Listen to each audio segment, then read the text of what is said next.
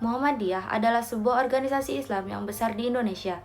Nama organisasi ini diambil dari nama Nabi Muhammad SAW, sehingga Muhammadiyah juga dapat dikenal sebagai orang-orang yang menjadi pengikut Nabi Muhammad SAW.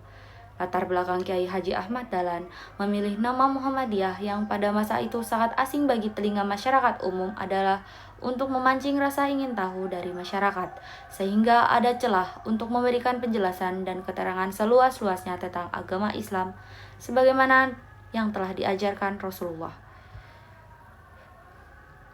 Persyarikatan Muhammadiyah didirikan untuk mendukung usaha Kiai Haji Ahmad Dahlan untuk memurnikan ajaran Islam yang dianggap banyak dipengaruhi hal-hal mistik.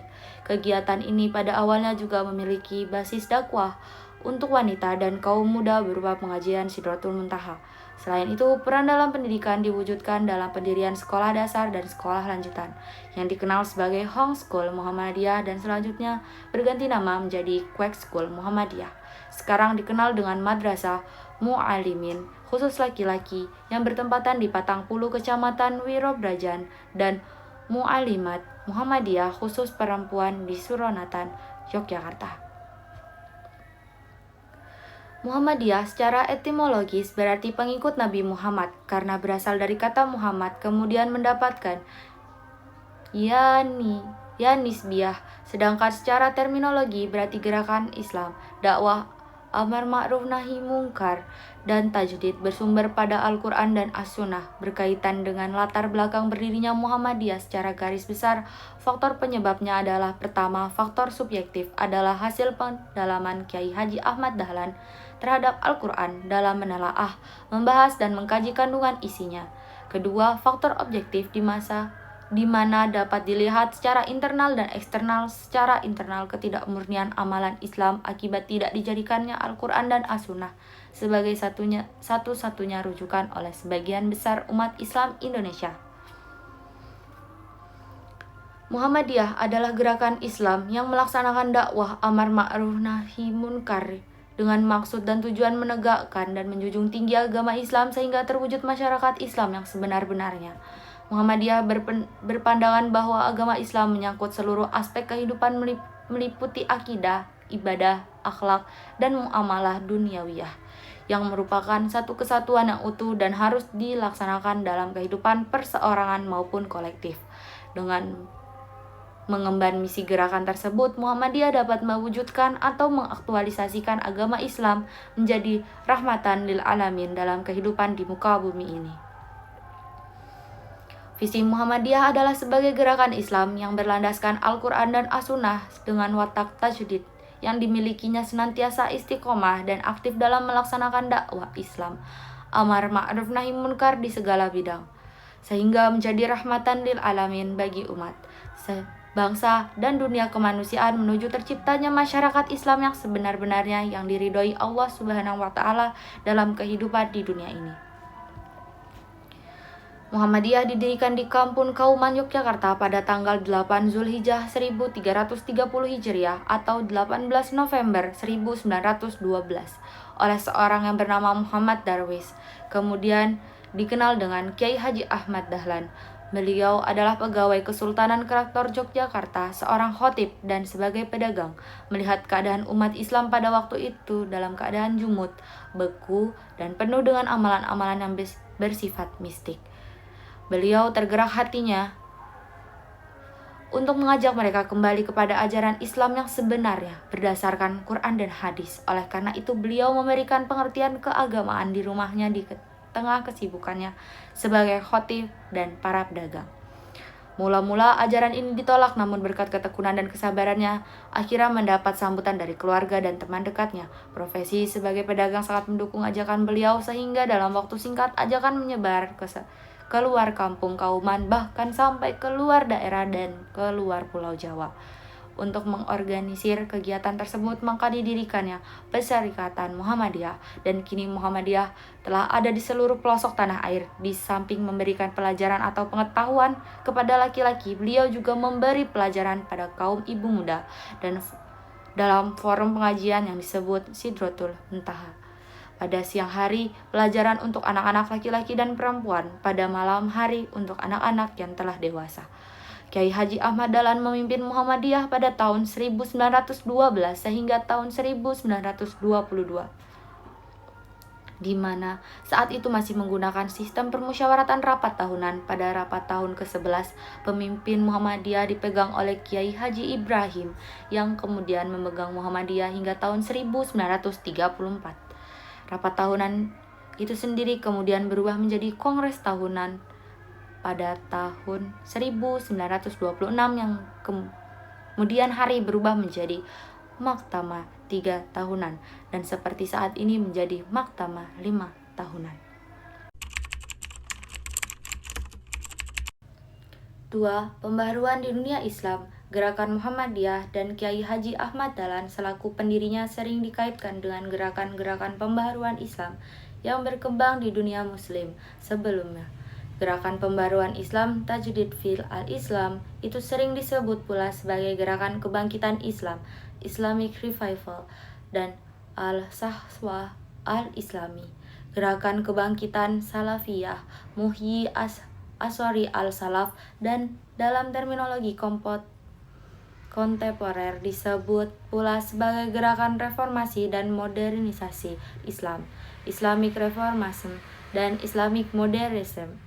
Pelopor pembaruan Islam di dunia muslim tersebut ialah Ibnu Taimiyah, Muhammad bin Abdul Wahhab, Jamaluddin al-Afghani, Muhammad Abduh Rashid Ridho, Syekh Waliullah Ahmad Tan, dan sebagainya. Era kebangkitan Islam. Kelahiran Muhammadiyah dan ketokohan Kiai Dahlan pada abad ke-20 di negeri tercinta ini memang benar-benar membawa pembaharuan ketika saat itu umat Islam berada dalam kondisi jumud, statis dari segi paham dan pemikiran teragamaan, serta tertinggal dalam kondisi kehidupan. Bermacam-macam istilah diberikan untuk gerakan pembaharuan di dunia Islam. Kiai Haji Ahmad Dahlan selaku pendiri Muhammadiyah juga sering dikaitkan dengan tokoh-tokoh pembaru sebelumnya di dunia Islam. Setidaknya Kiai Dahlan menyerap inspirasi pembaruan dari tokoh-tokoh dan pemikiran pembaruan Islam itu. Kiai Haji Ahmad Dahlan memiliki semangat dan pemikiran yang taat dengan para pembaru Islam tersebut. Kendati menurut sebagian pendapat bahwa pendiri Muhammadiyah itu jauh lebih dekat pemikirannya dan gerakannya dengan Muhammad Abdah ketimbang dengan lainnya. Era kejayaan Islam. Dunia Islam sebelum mengalami kemunduran justru mengukir kejayaan selama sekitar 5 abad dari tahun 661 hingga 1258 Masehi. Ketika bangsa-bangsa Eropa tengah tertidur lelap dan selimut kegelapan. Kala itu peradaban Islam telah menjulang hingga ke belahan dunia timur dan barat. Itulah the Golden Age, masa keemasan dan kejayaan Islam. Masa pencerahan Islam tersebut berlangsung sekitar 5-6 abad yang memberikan inspirasi kemajuan bukan hanya di lingkungan dunia Islam sendiri, bahkan bagi dunia barat yang kala itu masih tertidur kegelapan peradaban. Dengan kata lain, Islam dan umat Islam sebenarnya pernah menjadi sentral kekuasaan di hadapan bangsa-bangsa lain yang masih terbelakang kala itu. Masa kejayaan Islam yang berlangsung beberapa abad itu ditandai pula oleh kemajuan di bidang ilmu pengetahuan yang luar biasa, ketika dunia barat pada saat itu tengah tertidur lelap dengan selimut kegelapan.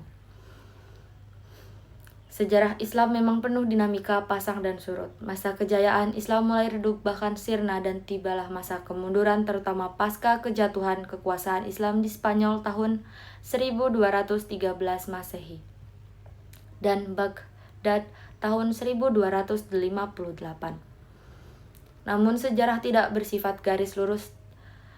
Tengah kejatuhan peradaban Islam itu pula muncul spirit baru untuk bangkit kembali. Di era itulah muncul pemikir dan gerakan kebangkitan, pembaharuan Islam. Di zaman pertengahan lahir pemikiran besar sekaligus menjadi inspirator pembaharuan, yakni Ibnu Taimiyah. Sedangkan di era modern abad ke-19 lahir Mujaddid Jamaluddin al-Afghani dan para pembaru lainnya, sehingga meluas ke Indonesia antara lain dengan hadirnya pembaru di Kauman yakni Kiai Haji Ahmad Dahlan yang melahirkan Muhammadiyah. Ibnu Taimiyah, Mujaddid besar. Pada periode yang kritis itulah lahir para pembaru Mujaddid di sejumlah negeri muslim. Salah satu yang paling awal dan menonjol ialah Ibnu Taimiyah. Gerakan pemurnian Islam yang dipelopori Ibnu Taimiyah dan kemudian mengilhami gerakan-gerakan pembaruan Islam babak berikutnya memang dinisbatkan pada ajaran salaf al-salih, yakni ajaran Islam yang dipraktikkan dan dianut di zaman Nabi, sahabat, tabi'in, dan tabi'ut tabi'in hingga abad ketiga Hijriah yang dikenal pula dengan gerakan Islam asli. Islam asli atau murni tersebut belum tercemar oleh praktik syirik, kemusyrikan, bid'ah, tahayul, dan khufarat yang di lingkungan Muhammadiyah dikenal dengan TBC, tahayul, bid'ah, dan khufarat. Ibnu Taimiyah sebagaimana Imam Ibnu Hambal dan Mazhab Hambali memang sosok yang cukup keras dan menggelorakan pemurnian Islam tersebut. Hal tersebut karena situasi penuh kritis. Dia berusaha di tengah zaman ketika Islam yang autentik banyak tercemar oleh berbagai penyimpangan sehingga gerakan kembali pada Al-Quran dan As-Sunnah yang dikumandangkan memang sangat kontekstual sehingga zaman kritis saat itu. Dalam situasi Islam dan umat Islam yang terpuruk, itulah Ibnu Taimiyah mengumandangkan gerakan pemurnian dan pembaharuan Islam. Gerakan tersebut membawa konsekuensi pula pada pergesekan Ibnu Taimiyah dengan sesama ulama dan penguasa di sejumlah negeri muslim kala itu, terutama Syria dan sekitarnya, Mesir, Lebanon, dan Palestina. Lebih-lebih karena pembawaan yang keras dan tajam. Karena itu tercatat pula bahwa Ibnu Taimiyah semasa hidupnya penuh pergulatan. Bahkan persengketaan paham dengan ulama dan pemerintah di era dinasti kekhalifahan kala itu, sehingga mengalami mihnah penghakiman karena perbedaan pandangan oleh penguasa atau kekuatan dominan, yang membuat dirinya menjadi korban dan beberapa kali dipenjara. Kondisi yang penuh gesekan dengan ulama pendukung kekuasaannya sejak awal tidak sepaham dengan mazhab Hambali, selain dengan penguasa Islam kala itu, menghantarkan pada nasib buruk hingga dipenjara beberapa kali. Di penjara itu pula di kota Damaskus pada 20 Zulhijjah tahun 728 Hijriah atau 1328. Syekh al-Islam sang pembaharu di haram itu wafat. Kendati nasibnya tragis sebagai korban kesewenang-wenangan rezim ulama penguasa kala itu, namun namanya Harun hingga saat ini sebagai sosok pembaharu dan pelopor kebangkitan Islam yang sangat terbuka dan cemerlang di dunia Islam. Jamaluddin Al-Afghani, tokoh pan-Islami. Jamaluddin Al-Afghani adalah sosok pembaru yang paling kuat energi pergerakannya. Dia bagaikan burung Raja Wali, hijrah dari suatu negara ke negara lain, dan di setiap wilayah yang dikunjunginya selalu menimbulkan kegoncangan politik. Tak ada tokoh pembaru yang begitu kuat karakternya dan dinamis pergerakannya selain Jamaluddin Al-Afghani. Tokoh pembaharu ini dilahirkan di Afghanistan tahun 1839, karena itu dinamanya melekat nama Afghani. Karir hidupnya dimulai sejak usia 22 tahun ketika diangkat menjadi pembantu Pangeran Dost Muhammad Khan. Kemudian pada tahun 1864 menjadi penasihat Syer Ali Khan. Selain itu, oleh Muhammad Azam diangkat menjadi Perdana Menteri bersama dengan kedatangan penjajah Inggris ke Afghanistan. Karena kedatangan penjajah setelah mendukung kekuatan penentang penjajah Afghani pada tahun 1869 pindah ke India. Muhammad Abduh, pembaharu moderat.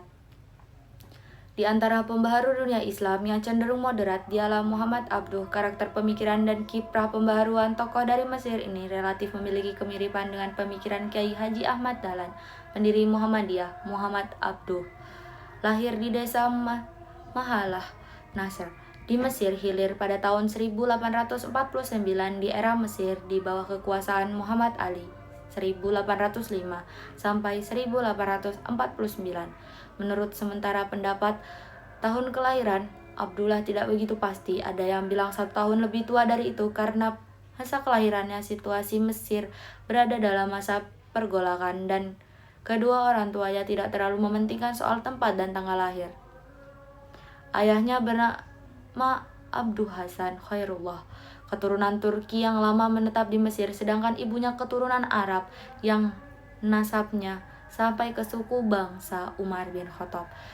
Dari ayah dan ibunya, Abduh kecil belajar membaca dan menulis sebagai bekal awal untuk belajar Al-Quran dan menuntut ilmu di kemudian hari. Setelah itu pendidikan Abduh diserahkan ke seorang guru sehingga 2 tahun mampu menghafal Al-Quran dan kemudian pada tahun 1862 dikirim untuk belajar agama di sebuah daerah bernama Tanta di dekat Ismailiyah dalam asuhan Syekh Ahmad. Adapun ide-ide pembaharuan Muhammad Abduh antara lain sebagai berikut. Pertama, menyangkut pembaharuan pemikiran keagamaan. Menurut Abduh, umat Islam mengalami kemunduran karena dianggapi kejumudan dan tradisi sehingga kehidupannya menjadi statis dan tidak mengalami perubahan serta kemajuan. Karena itu umat Islam perlu melakukan pembaharuan dengan jalan kembali kepada ajaran Islam yang murni sebelum banyak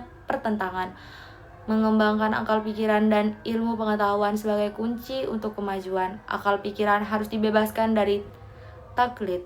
Abduh memandang ajaran Islam bersifat ibadah tidak dapat diperbaharui karena sudah jelas, tetapi hal-hal yang bersifat muamalah perlu disesuaikan dengan tuntutan zaman. Dalam hal ini maka ijtihad menjadi penting dan merupakan keniscayaan untuk dikembangkan di tubuh umat Islam. Para ulama tradisional perlu mempelajari ilmu-ilmu dan peradaban modern sehingga dapat memahami Islam dengan interpretasi baru dan berijtihad sekaligus dapat membawa kemajuan berpikir umat. Kedua, masalah pendidikan. Abduh termasuk pembaru yang memiliki perhatian besar terhadap pembaruan pendidikan sebagai tonggak untuk kemajuan umat Islam. Dia mengkritik umat yang tenggelam dalam kebodohan dalam kungkungan tradisi yang membiarkan umat terbelakang dan mudah dibodohi oleh petugas.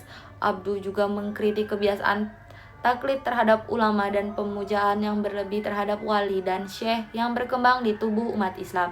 Karena itu diperlukan pembaruan sistem pendidikan di lingkungan umat Islam yang sesuai dengan kebutuhan zaman. Ilmu pengetahuan harus dikembangkan dan sekolah-sekolah modern harus dibuka, khusus di Al-Azhar mengajukan pembaharuan bahasa dan sastra Arab yang lebih baik. Selain menuntut pembaharuan metode pengajaran, Abduh juga memasukkan ilmu-ilmu modern dan agar para ulama mempelajari peradaban modern, sehingga memiliki pengaruh besar untuk pembaharuan dan kemajuan umat Islam. Integrasi pendidikan agama dan umum merupakan keniscayaan untuk menghilangkan dualisme dalam sistem pendidikan Islam. Ketiga, dalam politik, Abduh setelah diangkat menjadi anggota Majelis Syuro Al-Azhar berhasil menjembatani kesenjangan lembaga dengan pemerintah untuk kebaikan rakyat. Abduh juga menerima paham dan sistem demokrasi karena tidak bertentangan dengan ajaran Islam, dan dia menekankan pentingnya pendidikan politik bagi rakyat melalui sekolah, surat kabar, dan penerangan agar mengetahui hak-haknya. Abduh juga berpandangan bahwa pemerintah harus benar-benar memperhatikan aspirasi rakyat. Dinamika gerakan pembaharuan Islam. Dengan pasca Abdullah dan di luar Mesir bertumbuh pembaharu di dunia Islam dengan corak masing-masing. Benang merahnya sama, bagaimana Islam sebagai ajaran mampu menjawab pertentangan menjawab tantangan zaman dan umat Islam sebagai pemeluk yang hidup dalam kemajuan. Di Mesir, selain Muhammad Abduh, muncul Muhammad Rashid Ridho, murid dan kawan Abduh yang meneruskan gagasan-gagasannya.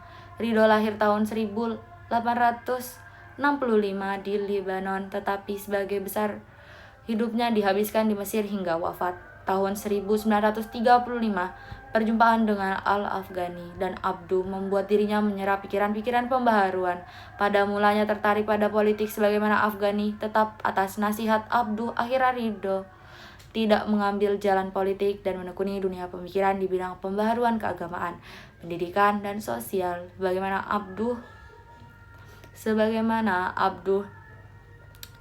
Namun berbeda dengan Abduh, Ridho masih percaya bahwa konsep negara Islam berupa kekhalifahan sebagai kekuatan pemersatu umat. Kendati dia mengkritik keras dan kecewa terhadap praktik absolutisme kekhalifahan Islam kala itu, Abduh di ujung hayatnya kecewa dan gagal Kesultanan Turki Utsmani dan Kerajaan Arab Saudi untuk tidak kerja sama dengan Inggris dan Prancis yang menjajah dunia Islam kala itu.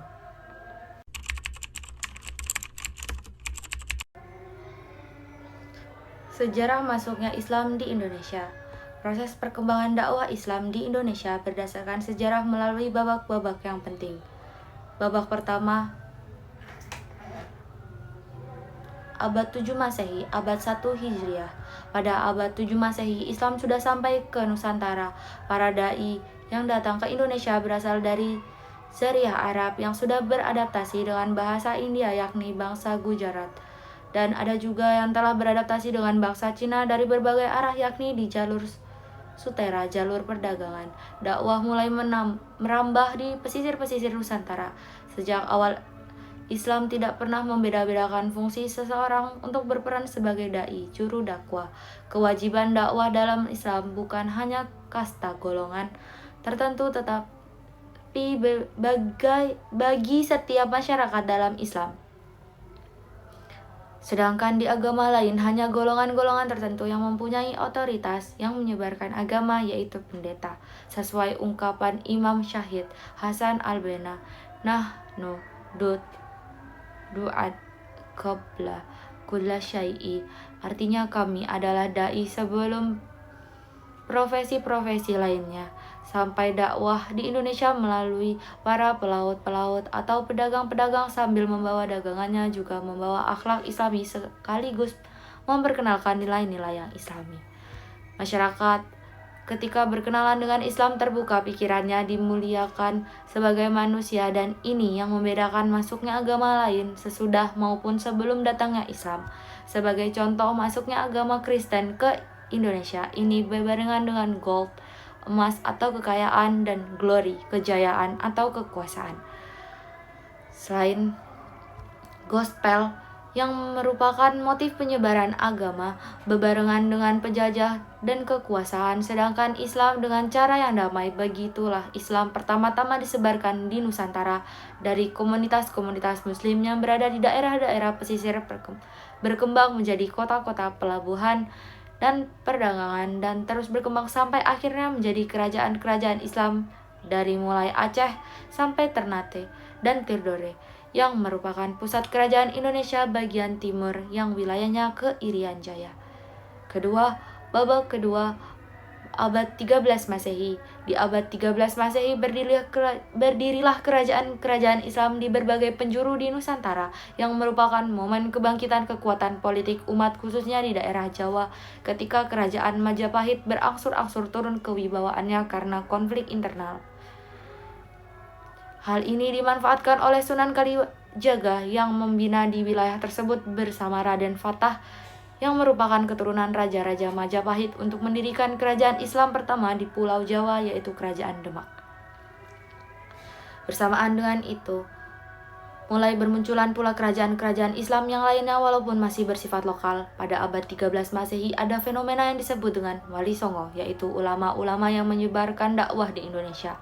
Wali Songo mengembangkan dakwah atau melakukan proses islamisasinya melalui saluran-saluran perdagangan, pernikahan, pendidikan, pesantren merupakan lembaga pendidikan yang asli dari akar budaya Indonesia dan juga adopsi dan adaptasi hasanah kebudayaan.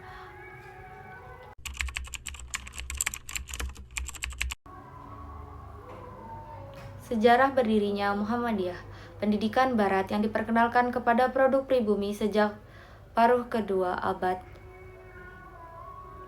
14 sebagai upaya penguasa kolonial untuk mendapatkan tenaga kerja, misalnya sampai akhir abad ke-14 pada satu sisi mampu menimbulkan restratifikasi masyarakat melalui mobilitas sosial kelompok intelektual, priayi, dan profesional. Pada sisi lain, hal ini menimbulkan sikap antipati terhadap pendidikan barat itu sendiri, yang diidentifikasi sebagai produk kolonial sekaligus produk orang kafir.